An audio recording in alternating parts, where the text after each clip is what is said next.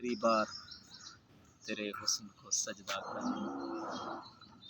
پھر نہیں لوٹ کے محفل میں تیری آمد۔ ہائے ہائے،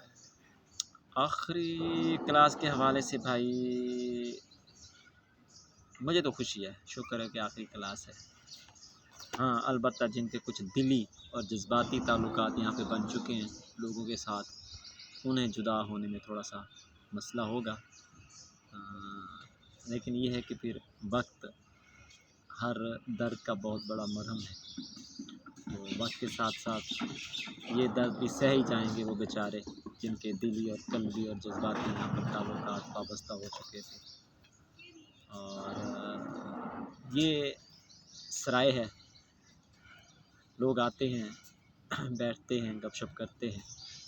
وقت گزارتے ہیں اور پھر یہاں سے چلے جاتے ہیں، پھر سب کی راہیں الگ، کوئی کہیں کوئی کہیں، تو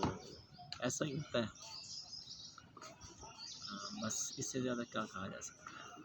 3 سیمسٹر کے حوالے سے کیا کہیں گے جو ہم نے سب نے؟ سیمسٹرز، پہلے 2 سیمسٹرز پڑھنے کا بہت مزہ آیا،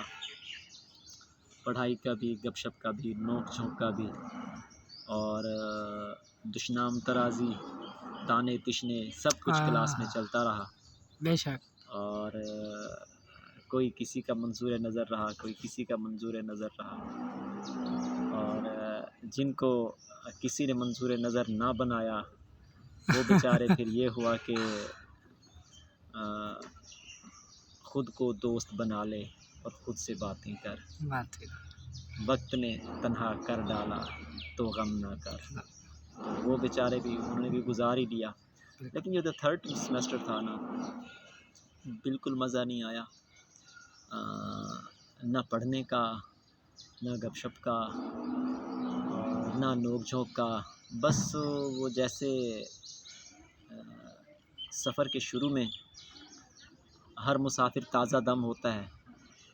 اور پرجوش ہو کر سفر کی طرف گامزن رہتا ہے، اور منزل کے قریب جا کے پھر وہ تھکاوٹ محسوس کرتا ہے، بالکل تو بس کچھ یہی حال رہا۔ آخری سیمسٹر میں آ کے سبھی مسافر، سبھی راہ رو جو تھے وہ تھک گئے،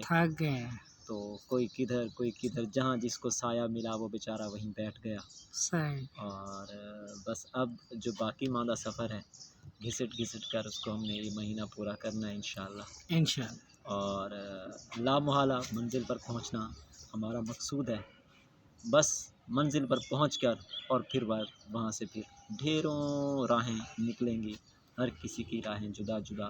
کوئی کہیں اور کوئی کہیں اور کوئی کہیں، لیکن ہم کہیں نہیں جائیں گے، ہم تو واپس اپنے گھر ہی جائیں گے۔